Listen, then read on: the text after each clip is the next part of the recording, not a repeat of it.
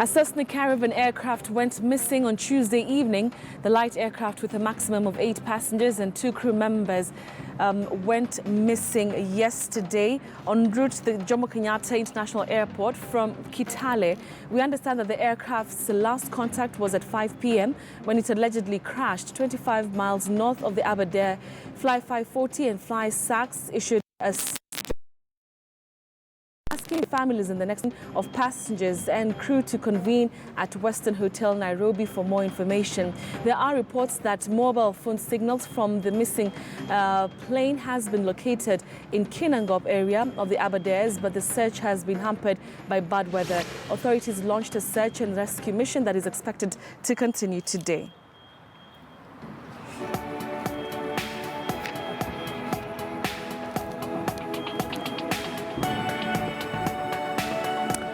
Good morning there. Thank you very much for joining us. This is News Center and my name is Betty Kialo. Of course, a number of agencies continue to try and piece up information to do with that missing aircraft that went missing, like I mentioned, yesterday evening at around 5 p.m. We'll be giving you the latest details from Weston Hotel, where a number of families and relatives and friends, of course, of the people who were aboard that particular plane, of course, are converging at Weston Hotel. And of course, we'll be bringing you the details from there. We're also trying to get the latest information from what is happening from the stayed location where that plane, of course, had the last point of contact. And we'll be giving you those details here on News Center for the next 2 hours. Thank you very much for joining us here on the show. Remember that you can interact with me. Hashtag, of course, is KTN News Center, or you can choose to tweet me at Betty M. Kialo. So apart from following up on what's happening in the Aberdare with regard to that missing aircraft, other news that we're looking at for you: the first batch of 50 out of 100 Cuban doctors arrived in the country last evening amid controversy surrounding their pay. The doctors landed at the Jomo Kenyatta International Airport and were received by Kisumu Governor Anyang' Nyong'o and Chief Administrative Secretary in the Ministry of Health, Rashid Aman. The doctors will be deployed to all 47 counties after a 2-week induction exercise starting this Friday at the Kenya School of Government.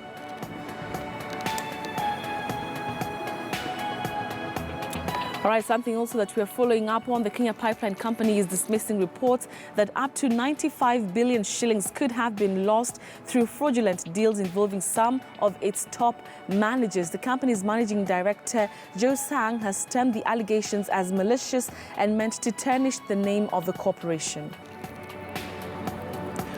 Also, something else we're looking at, and Kisumu City has lived with the infamous Kachok dump site located a few meters away from the busy Kisumu-Busia highway for years. After several attempts to relocate it, all hitting a deadlock, the county government of Kisumu has at last had a headway, and it is in the process of converting the dump site to a park. We'll bring you the details from Kisumu on that interesting development.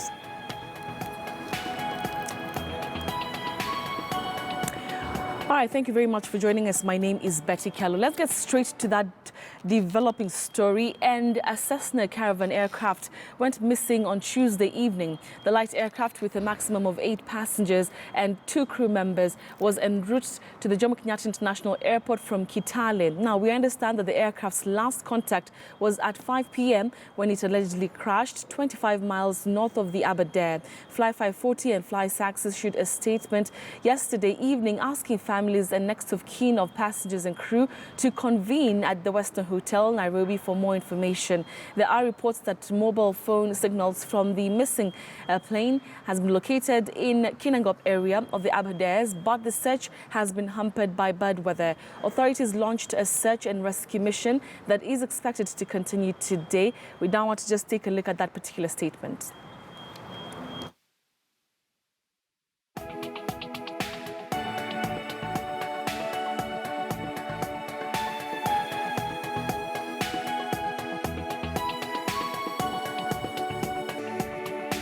Those who were on board have been asked to convene at the Weston Hotel, and shortly we'll be crossing over there to Weston Hotel to speak to my colleague Julie Owino to just give us an update of what's happening there.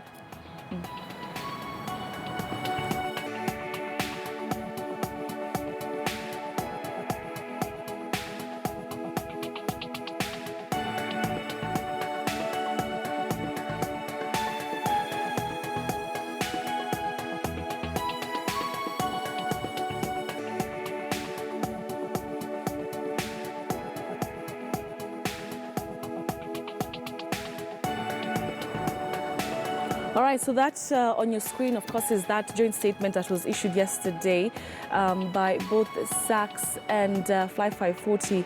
It was a joint statement just detailing the information that was available as per the evening with regard to that missing aircraft. Of course, like I mentioned, we'll be shortly crossing over to my colleague Julie Owino from Weston Hotel to give us the latest details. Remember, like I mentioned, the families and relatives and friends of the people who were on board were yesterday asked to, of course, converge at the Weston Hotel to get more details as the details and information about that missing aircraft emerges. So we'll be getting there shortly, but we're also having a team heading out to Kitale and to the surrounding areas also to just get the first glimpse or really the first-hand information from the ground on what exactly happened. And we also have an update on the missing aircraft. Something else that is worth to note, we understand that from the authorities, weather is currently a challenge to the ongoing search and rescue operations.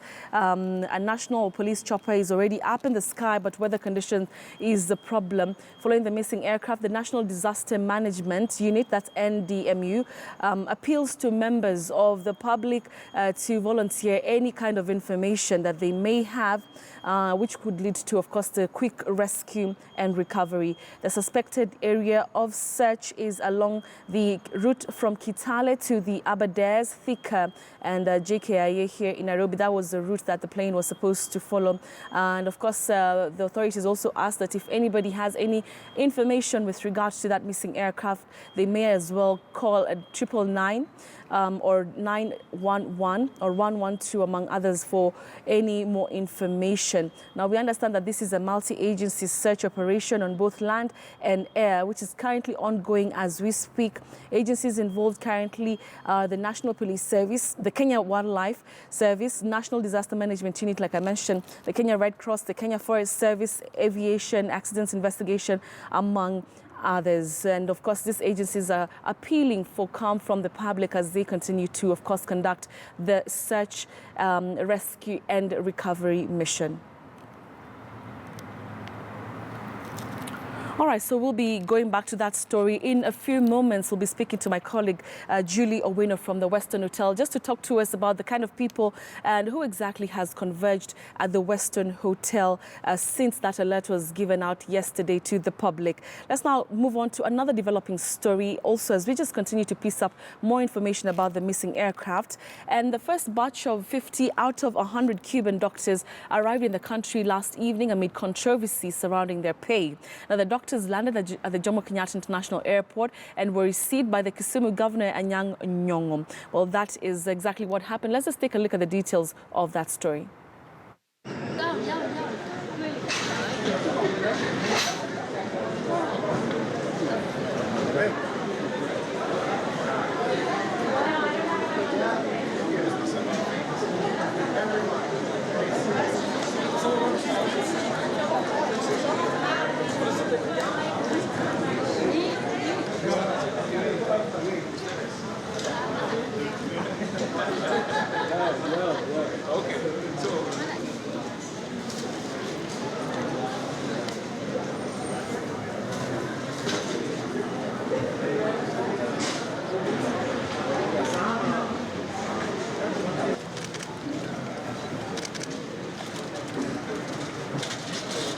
We have 50 doctors, 50 doctors who will be taken, one doctor from every county, and I think 3 from Nairobi.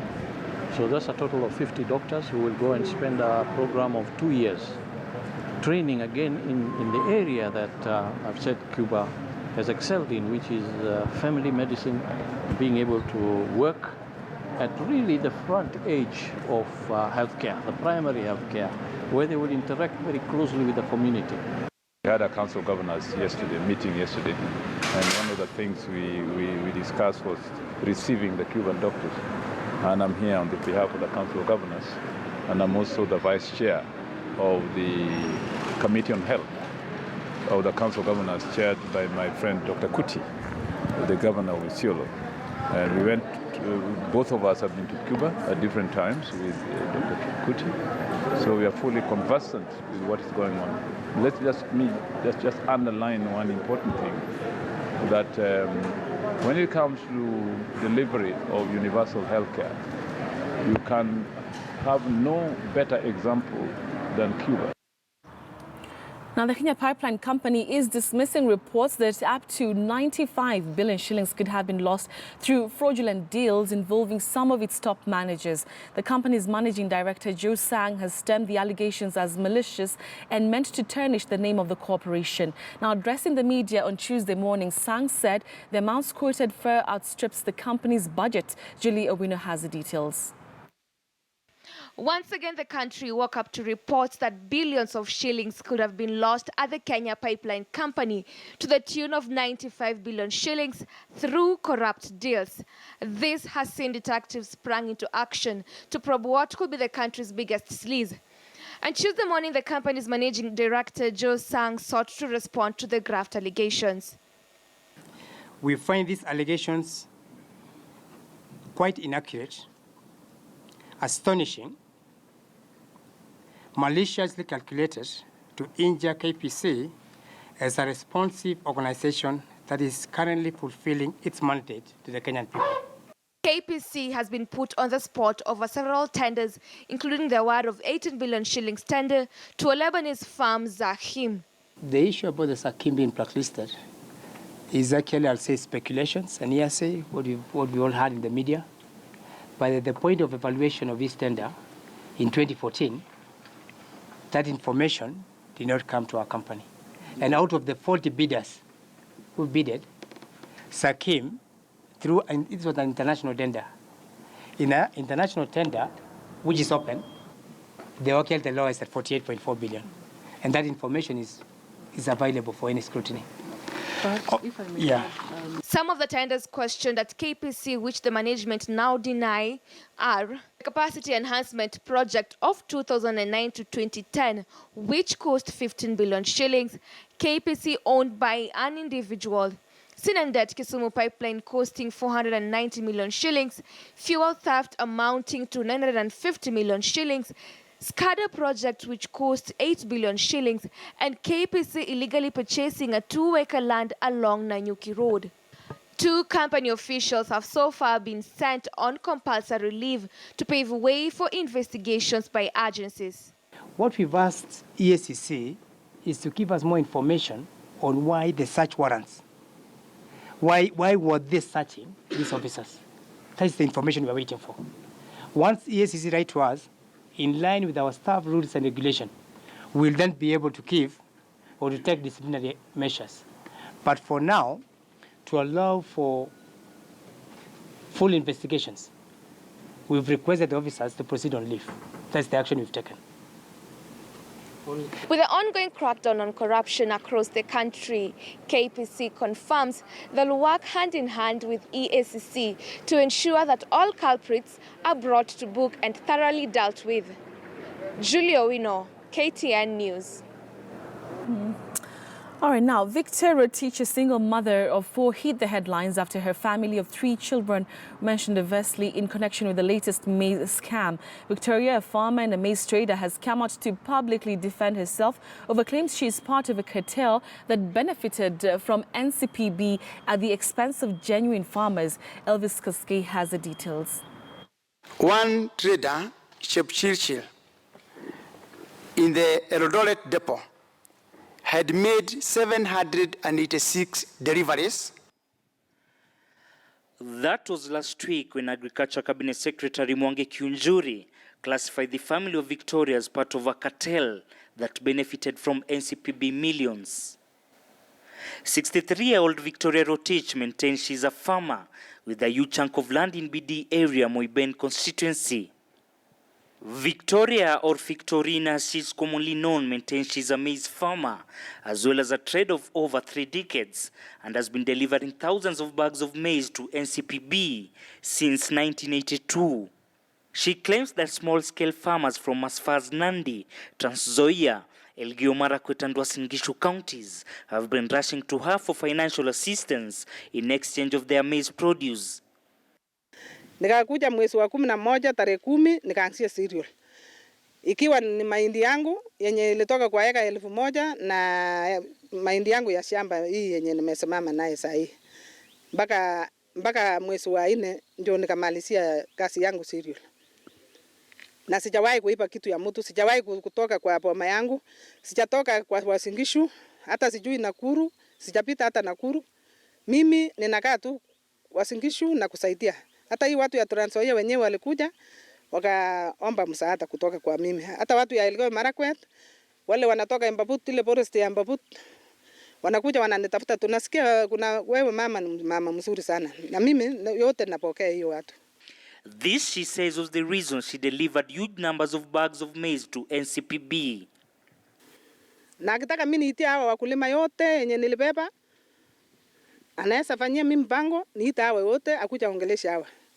Kama mimi nilibeba Mexico ama nilibeba Uganda, nilibeba wakulima. Mkulima ile real ile mkulima.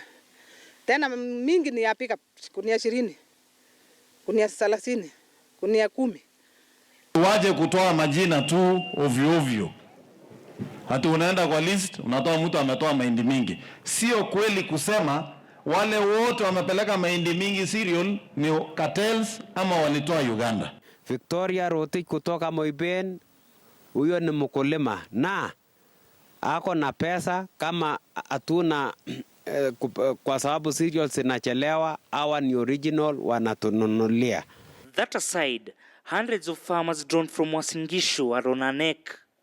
The empire. Mimi natai Victorina, niliushia yeye mahindi, nilipea yeye mahindi kunia 300 na mimi natai yeye 870,000. Sasa tu mimi nimesumbukana. So hatujui cartel kwanza, labda cartel ni kitu mzuri kwa serikali. Watatuambia kama ni cartel ni mtu mwizi, si huyu mama. Na kama cartel ni mtu mwenye anafanya kazi, huyu mama ni mtu ya kazi. Na ametusaidia kabisa. Sana. Nimetiboli loan mwezi 3, sijalipa. Oriental 9 ndio hiyo nimetiboli interest sijalipa. Wakulima ya milioni 80 sijalipa hawa. Elvis Kosgei, KT News, Wasingishu County. All right, so as you know, the investigations are still ongoing, and we understand that the Agriculture CS, Mwangi Kiunjuri, will be appearing before the Agricultural Committee. We now want to bring in my colleague Patrick Amimo, joining us from the City Centre studio with details of this. Patrick, good morning. So, of course, the CS is expected to appear, and this is not the first time that he's going to be doing so. How did the first time of his appearance go, and where are we at with the investigations? Thank you. This particular NCPB maize scandal has caught the national attention, given that following revelations that about 81 traders were going to be paid 3.5 billion shillings out of the 11 billion shillings that the government had set aside to purchase maize from farmers.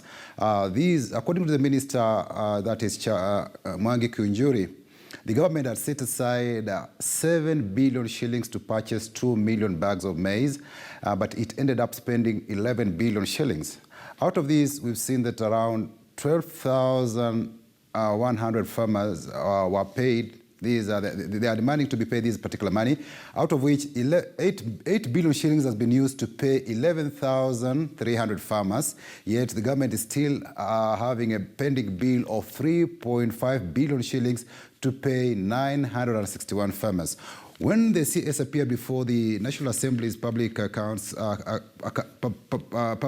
Committee 2 weeks ago, there was a list of 18 traders who were demanding at least almost 1.5 billion shillings. This was affecting the depots of Eldoret, Kisumu, and Nakuru. But in the subsequent meeting, when the CS met the Agriculture Committee, he provided a further list of 63 traders who supplied the depots of Bungoma, Kitale, Moyes Bridge, and Nakuru. And these traders were demanding 1.5 billion shillings for their maize deliveries. We saw members who were keen to know how the consignments were done, because these people could supply maize and within 2 or 3 days they are paid. Their payments were fast-tracked compared to other genuine farmers who who had to wait for 3-4 months without payments. And here it raised suspicion that probably there was a collision between the NCPB depot managers and these traders who could fast-track their payments. And already the minister says that he sent ethics and anti-corruption officers on the ground together with the DCI officials. There are reports that they are investigating this particular matter, and those traders who benefited from these payments, and it is suspected that perhaps these maize might have been imported from neighboring Uganda. I remember, like just Kitale, between Kitale to our border with Uganda near Endebess, it's a porous border, and maize can be sneaked in. And maize, the cost of maize in Uganda is about 900 shillings, a 90-kilogram bag. So if a trader could sneak into Uganda, bring that produce into Kenya, we will see the trader making a kill out of this particular consignment. Because if we were to buy the maize at 900 shillings from Uganda, then end up selling the maize at almost 6,400 shillings in Kenya, you can see already this particular person has made about 5,600 shillings out of that maize. And the problem is arising because we see Kenya Seed Company has been selling its seed cultivar to neighboring Uganda, that area of Kapchorwa and Endebess. And these maize is now becoming very difficult to differentiate between the maize coming from Uganda and that of Kenya, because the seed cultivar is of the same hybrid quality and the soil texture is also similar. So that's also maybe giving also an opportunity or a loophole to these traders to import maize cheaply from Uganda and then come sell it into our Kenyan silos and depots. There is concern also that most of these NCPB silos have been converted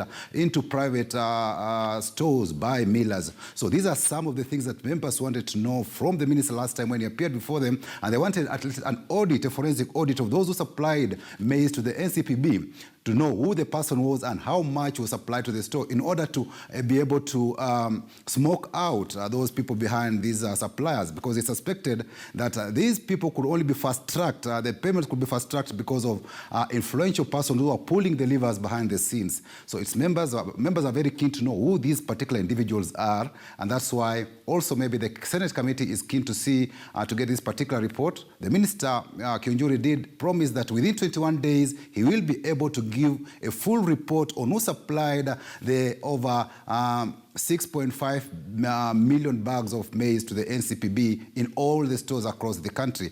Of course, there were some stores that register abnormal supplies of maize, like in Kisumu and Bungoma and also Nakuru, which produce people really doubted, given that these areas are not grain